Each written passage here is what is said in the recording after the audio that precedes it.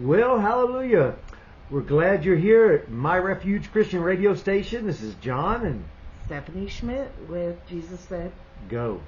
So we talk Hallelujah. all about going. That's right. Making disciples. And we're recording here.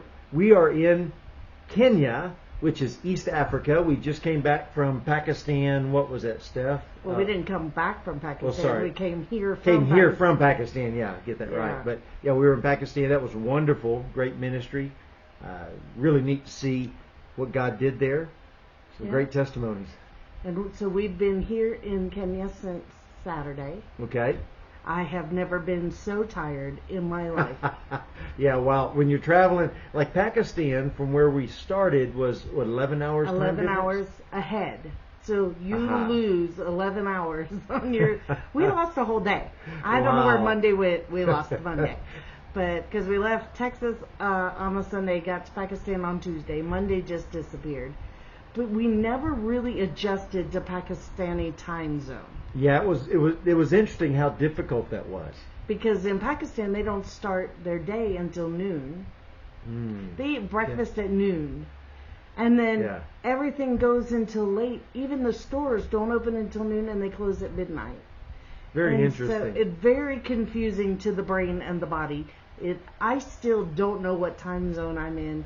I'm waking up at like 2 in the morning wanting to eat, and I'm like, it's not time to eat yet. But so you have something light like a granola bar, and you go back to sleep. Right. Trying to get enough sleep to recover. But man, our flight out of Pakistan was at 2 in the morning.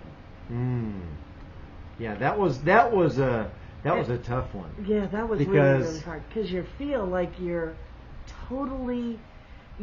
So we checked into a hotel early that day, and early the day before because we left at 2 in the morning on Saturday morning. Right. So Friday we left the city we were in. Okay. Where were we?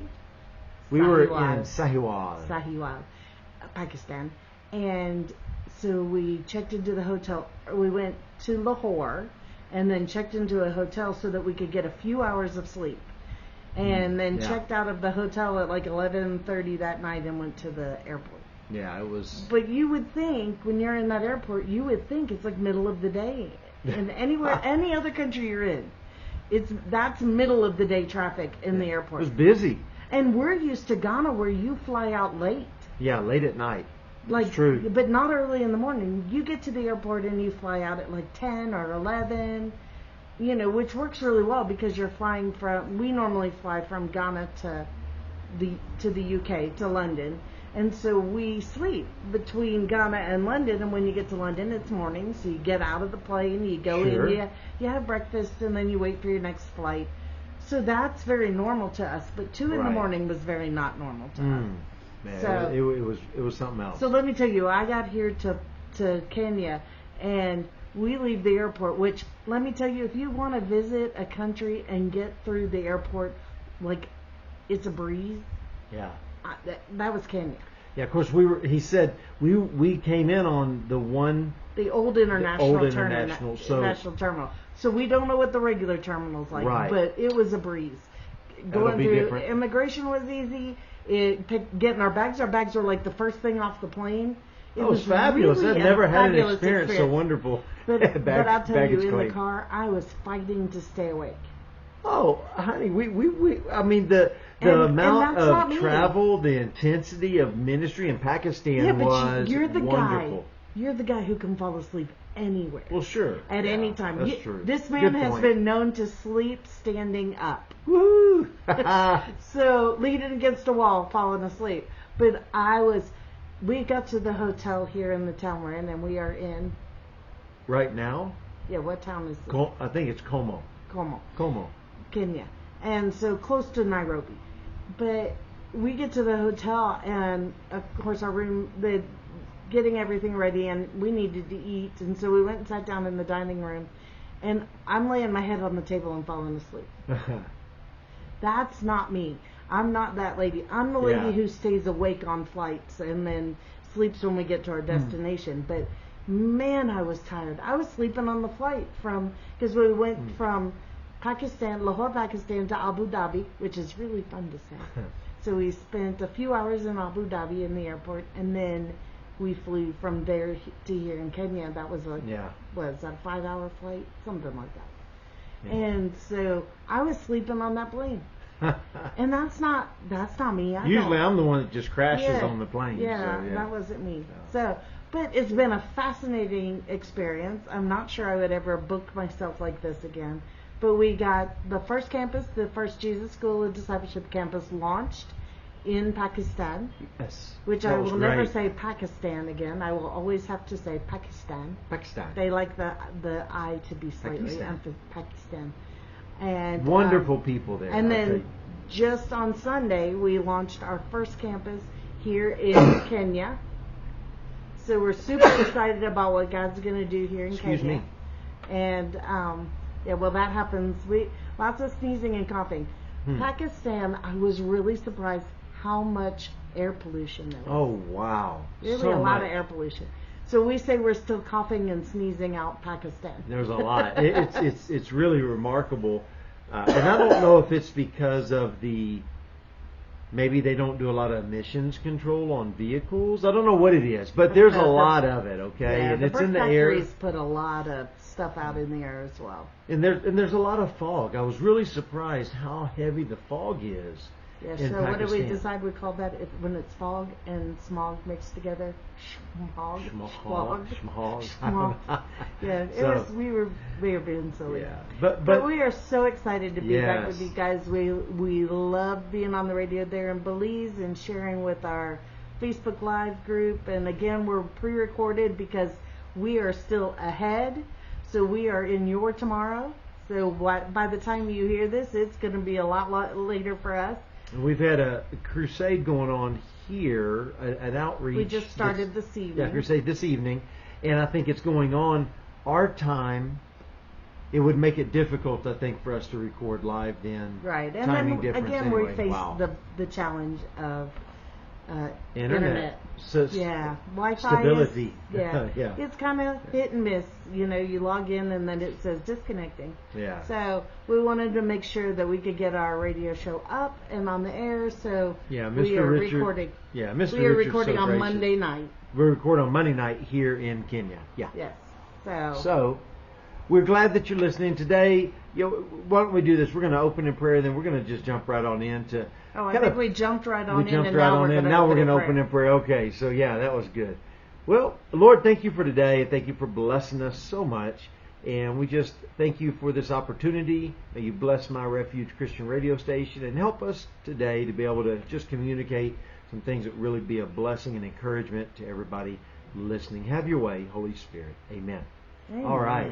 So, I know last time, Stephanie, we kind of we looked at Acts 2:42 and some of the things that we see that it talked about, and I think coming off of that into this week, really talking about some of the maybe some stories of what happened what we saw happen in Pakistan. Is that it was fascinating to see what life is like there. It's interesting how some parts there's some similarities we see Kenya and Ghana, donkeys and carts going down the road. You see some of the ways that the structures, the way they're built, very similar. similar construction. But what's fascinating, I think one of the things that stood out to me in the church in Pakistan was the level of their fellowship. We talked about that last time. Wasn't that? I mean, that was just really wonderful. Oh yeah, it was like a family reunion when you spent time with them. Of course, we were traveling Pakistan with a pastor who was related to everybody. It seemed like everybody. I told him, I said, "You do not have a family tree; you have a whole forest." Because everywhere we went, he would say, "This is my auntie. This is my uncle. This is my brother's sister's wife." I mean, Yeah. there was just Pastor Stephen, everybody was related to him. Everybody. Yeah. And if they weren't related to him, they were best friends. Those were his two favorite terms. This is a relative I'm related to, or this is my best friend. Yeah. And it was really fun to see that and experience ministry. And then coming here to Kenya, we've just really kind of gotten started here. Oh yeah, well, Pastor culture Daniel. is entirely different. Very different here. In Pakistan, we were in people's homes, and it was so funny. And And if you haven't checked out our Facebook post, you can go to Jesus School of Discipleship on Facebook and see the pictures of what we're sharing here. That the welcome. I've never received so many flowers in my life. It was a blessing. Never received so many Incredible. flowers in my life. And having showers of flowers. That was Yes. fun. You would go to enter someone's house, and from way up high, all these rose petals and marigold petals would float down on you. And Yes. then we got hit with shaving cream one time. Oh, that they was were funny. spraying it from the rooftop like snow. It was like, it was like snow, wasn't it? It was really neat. And so that was kind of cool. But they throw flowers at you when you come in, not just drop them from the rooftop, but they've got bowlfuls of flowers. And that's where these kids love to pelt people with flowers. Throw them at you. Instead of just gently tossing them. They were pelting us in some of the houses. But it was funny because, they're kids. They're just excited to be able to throw fun. something at somebody, with permission. And I think consistently, I've never been in that many homes in a consistent, continual basis. Small streets, very tightly compressed, Like small alleyways, streets, like yeah. alleys Uh-huh. that only motorcycles can go down. And then all the homes are touching. They're just almost one continuous building is what it looks like from the outside. Like big metal doors that are the entrance into their space. So each individual, so it's kind of like apartments or townhomes, they're all crammed together side by side. And so we would visit one, and then we may go across the alley to visit another. And so and the whole procession is because you go in the home. And then you go in their room, because like Ghana and some of the nations we've been in, families don't necessarily have a whole house. Sometimes they just have a room. Right. And often what we found in Pakistan is that the family group, like siblings, parents or siblings, can all live together in one building. Each individual family unit gets a room. Yeah. So like husband, wife, and all the children would be in the room. Right. So like whenever, let's say the parents pass away, so to speak, I think like, let's say dad passes away or mom and dad pass away, then the eldest probably takes over that room. That room that was theirs. That's the biggest. And so it's kind of interesting to watch how that works within the culture there, but they make it work, and you walk past the kitchen areas, and it's very so it's a shared kitchen area, and normally a shared washroom, and then you go into their room, and it's got their bed, but it also has a seating area in it with like a couch and a chair or two, and so we're ushered into their room and seated on the couch or the chairs or whatever they may have, and then so we sit there for a moment, and then we stand up, we pray for them. And then we take photos, because everything's a photo op in Pakistan. Sure, I don't think I've ever had my photo taken as much as I did in Pakistan. They like photos. So they love their selfies. They like to include you in their selfies. I said we were probably the TikTok and Instagram stars they like the TikTok week we were over in. there, it sounds like. Yeah, so anyway. we were probably all over Pakistani TikTok. But these strange white people. But, it was this protocol, and home after home after home, you just do the exact same thing. Yes. You go in, you get the shower of flowers, or they give you flowers when you come in. You go sit down, you stand back up, you pray for them. Now, in normal terms, we would have stayed and shared some sort of food, tea and something. It's kind of their protocol. Is they want to bring you some tea, which generally is chai tea, which I can't drink because I don't do milk. But they want to give back, and so that's in food. And so we had to really, because of the amount of homes we were visiting, we would make sure they understood that we had eaten and that we were okay and that we had many homes to visit. Yes. And so it wasn't that we were shunning their hospitality, but we felt welcomed. They welcomed us, and now it was time for us to go and visit another home. But fascinating processes, because our brains don't work that way. Yeah. So but just getting to bless those people in their home. Mm. But the healings that God, incredible what God did. Yeah, that God did while we were there. The Yeah. healings that He used prayer to. Yeah, you'd have somebody stand up and go, I mean, their testimonies right then. They got healed, or this person's getting healed, or we would see. I mean, the testimonies are just real. Well, we prayed for the deaf guy on the street. He was Right. his healing. Yes. And as you prayed for him the first time, it got a little better. Uh-huh. It was a little clearer. Right. And then you prayed for him again, and then it was a lot better. That's incredible. I So, love it. Those are the exciting things. We ended up praying for one young lady who was demon possessed. Oh, she yeah. was demon possessed. And so working through that process and getting She her got set delivered. free Yeah, and that was, delivered. praise Jesus. I But, mean, that was incredible. It was just an exciting time to watch because they're so hungry, they're so persecuted. Yes. They're 3% of the population is Christian in Pakistan. Yeah, Christian. I think Christian. And other. Some other. There's Right, some other in Christian there. and but other. That's why their flag. If you look at the Pakistan flag, it's primarily green, and then there's a small Christian band on that, or white band, sorry, on that flag, which represents, like Steph said, the 3% or the other. And yeah, it's interesting how the way they put the Christians in different areas. They tend to congregate together in communities. Right. The church we're working with, which was really exciting, they're in a Muslim community, and that's really exciting. Yeah, it was definitely different. We felt very safe. Yes. There was some concern about that, that we might not feel safe or that we needed armed guards. We never had that. God protected us. They do track our every movement. They The knew government. who we were with at any given time. They would even take photographs of the ID cards of who was with us and a picture of the vehicle we were in with its license plate. So they were very aware of where we were at all times. But, the hotel we stayed in was across the street from the police training facility, but it was also down the street from where they trained for jihad.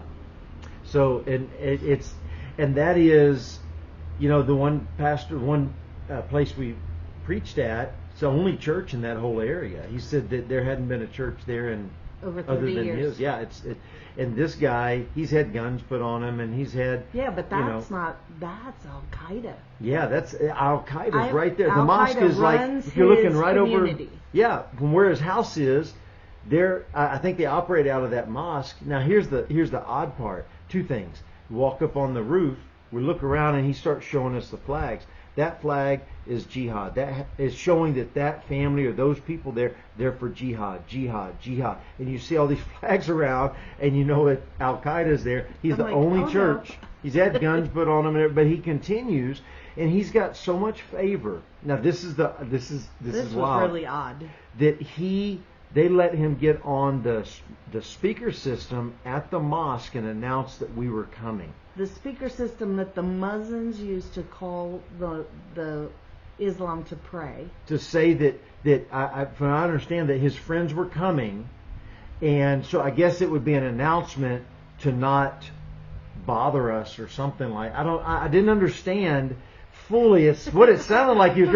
All I know is that he was announcing, "Hey, these people are coming." It's a little worrisome. So, it was a little worrisome to find out that we had been announced that the white people were coming. But that's a little scary. Look, if you're watching and listening, when you hear us say white people, obviously that's what we are. But we're used to it because we're in cultures where we stand out often, and if they use terminology that describes their skin color and our skin color, like you'd be in Africa and nobody thinks anything of it. Oh no, we're referred to as white people in Africa. It's okay. We don't care. Yeah. I mean, it's true. One of the pastors would say, "Hey, go get my white man." Remember that? I'm not offended. It's okay. There's no racism here No. in this. So when you hear us use that terminology, just understand we're missionaries. We're used to this on the mission field. Right. And that's what other nations refer to us as. Yeah. And so in Pakistan, one of the interesting things was the whole time we were there, we did not see, once we left the airport, we didn't see anyone else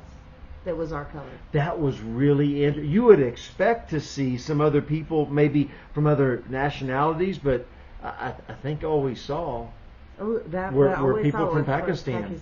I saw one person at the airport. I couldn't tell. Well, that was airport. But that was at the airport, and that's when we were leaving. Oh yeah, But, when we were leaving, we saw some other people of other cultures. I mean, the only other one I could nations. see that was different was they have KFC and they put Colonel Sanders his thing up there. But that's it. It was just Okay, but let me us. tell you, Pakistan food is spicy. Like, Oh, wow. super, super, super, super spicy. And so when a Pakistani tells you it's not spicy, they're not telling you the truth. They're saying, wow. oh, this isn't spicy for a Pakistani.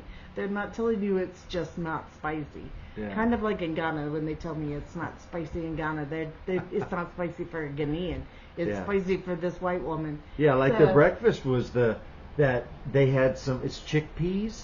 I think it's like a Well, little that was dish. your breakfast. Mine was because I'm adventurous with my adventurous. eating. But they had like some chickpeas that were kind of had the spice or whatever in it, and then some little potatoes, very small with spice in it. And then you would get some, what was that called? Roti bread, and you would take it and dip it and eat it and have With some your eggs, egg and and- it was really good. I enjoyed it, and you had. Just scrambled eggs and sausage. Yeah, and so it was And good. toast. Regular, just Yeah. normal toast. But I will tell you, I was blessed to have some chicken shawarma, street food, and I think it was cooked right off the side of the road, or at least in the restaurant in the building, right, or the place where they cook it. I don't know. It's going from restaurant to a small spot. I don't know. All I know is it was a space. I didn't pay much attention, but it was so good to get shawarma there. And you had, what did you have? We had some street food. We had kebabs. And that Those didn't. kebabs did not agree with. Your body didn't like that. We did not like the royal we did not like that. Oh, Me, myself, you- and my stomach It did said, not "No, like that. no more. It said, "Do No not mas." eat this anymore." And it's so funny because in the U.S. when we're there, I never eat at McDonald's or KFC. Never. Yeah. They are It's just not your choice. There is so much good, even fast food. Oh, come on. In Yes. the U.S. Yes. That those are two places I'd never eat. And I ate more McDonald's and KFC. Yes. Oh, and we had Domino's Pizza too, which Yes, was really Domino's good. Pizza. The Domino's Pizza Really there was good. really good. But I'm going to tell you, that KFC, that original recipe chicken, I don't think the Colonel would have approved It's that. got an 'cause extra spice in it there. It was a little bit of an extra kick. Yeah. They were like, we're going to add just a little touch of Pakistan in this original recipe. It was funny at Domino's, the pastor and the other gentleman that was with him, they had a pizza called Tex-Mex, Tex-Mex. which was kind of funny to see a Tex-Mex pizza They're in eating jalapenos Pakistan. and I'm Yeah. like, in Pakistan you're eating jalapenos, but they were, Yeah. and they loved it. So, but now we're in Kenya, and Kenya's the food in our hotel is fantastic. But in Kenya, man, they feed you like you haven't eaten in a year. Wow, one person could share one breakfast. I mean, two people could Oh, share no, the no, no. breakfast Three for one people person. could Three share people. one Well, there you go. Okay. Depends on how hungry you are, So but we there's a have lot. to tell them. We have to tell them. Okay, we don't eat that much. Right. So, like, the breakfast comes with scrambled egg, potatoes, Sausage, some little sausage, pancakes. bacon, pancakes. Is that a salad? Has mixed vegetables Yeah. that were on the plate. Before that, you get a giant bowl of fruit, cut Big fruit. bowl. And then between There's a those, smoothie, you a get small smoothie. You get a juice drink Very that's, thick that's smoothie. a smoothie, and then you get. They bring us this bowl with what to me tasted like sawdust, and it's supposed to be cereal. It's kind of like a frosted mini wheat, but no frosting. It's different. I don't know what that this is. morning when they brought it, we just said, look, this part of breakfast we're not going to eat, and we don't want to waste it's any okay. food. Well, So slowly we have weaned them to where now they know what we'll eat. So we took the mixed vegetables off the plate because it's not something that as an American we eat as a breakfast food. Yeah. And I don't want to waste any food that could be fed to someone else. Well, and sure. so, but man, they feed us really well. So Yeah. we're very pleased about that. Yeah. But you know, the learning the different cultures is such an exciting part of being a missionary. It's such an interesting part in learning. Each and every culture has such wide variety of differences. Yeah, and each language. It's really neat, yeah. The languages to the food to the vehicles that they drive and how, like we got What on side of the road they drive on. Yeah, like here in Kenya they drive the opposite of what we do in America. And Belize, and opposite of Belize. Opposite of Belize, Yeah, and so that's Pakistan different. too. Now Ghana drives on the same side as Belize, in the U.S. Yes. So some of those things are fascinating. Today we got, after the crusade, we got on a bus. We rode a local bus because our driver had to go and do something, so our car was gone, and we knew we needed to record this show, so we were like, well, what's the best way to get back to the hotel? The pastor's like, well, if you're willing, we can take the bus, and so we got to ride the bus with some chicken. Yeah, was there? The lady in front of us was had there a more than chicken. one chicken? Well, she I had saw a chicken as she was getting on in front of me. in the back of the bus. Yeah, so she had a chicken in the row in front of us. She's holding and the people chicken. just kept getting on. I mean, it was I didn't look behind me at how many people there were, but it's like pretty soon we're going to run out of room. It was a little dangerous because like the bus stops. He slaps the side of the bus and the There's bus a guy stops. hanging out the door, okay, Yeah, where you enter the bus. Yeah, so he slaps the side of the bus and the bus stops. And because the driver's in a separate compartment entirely. Yeah. And so the people get on, but as they get on, the bus is already moving. So they're being jostled around and, it's a little dangerous. And so getting off, it was a little nerve-wracking getting off. But yeah, so totally new experience for us. It's not something we've done. Yeah.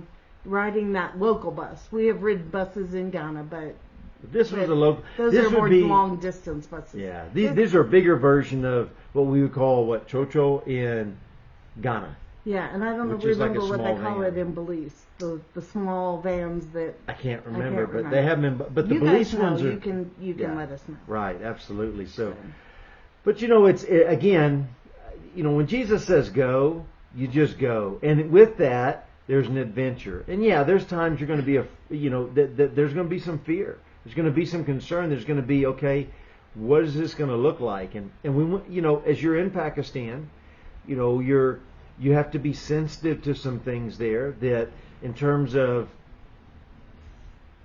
it's not a Christian country. And you don't have freedom to say what you want. And so you have to be very careful and even the Christians that are there, we were learning from them, even using the name Jesus in public Can get you in trouble. And can get a lot of other Christians in trouble. It's really odd. And so there are Christians on death row in Pakistan for blasphemy of Muhammad. And so if you use the name of one of their religious leaders, I guess maybe that might get you in trouble. It's just a whole different mindset than what we're used to coming out of America. If there's a name of a Muslim on a piece of paper, like you've got a banner on the side of your building or whatever, and it falls to the ground and it has the name of a Muslim. My gosh, my mouth's not working right. But it's got the name of a Muslim on it, and you step on that piece of paper or on the ground, you can be in trouble. Yeah, and they have because it's honor for the name. Just a total different society, but just learning and figuring out how do Christians function in that society with that much persecution. And so we're nearing break time, so we will get back into this afterwards, and then you've got some scripture for us so we can look like we actually are Christians, and they got to open doors. But we're excited to see what God's doing next, and we'll be back with you after the break. All right, God bless you right here on My Refuge Christian Radio Station.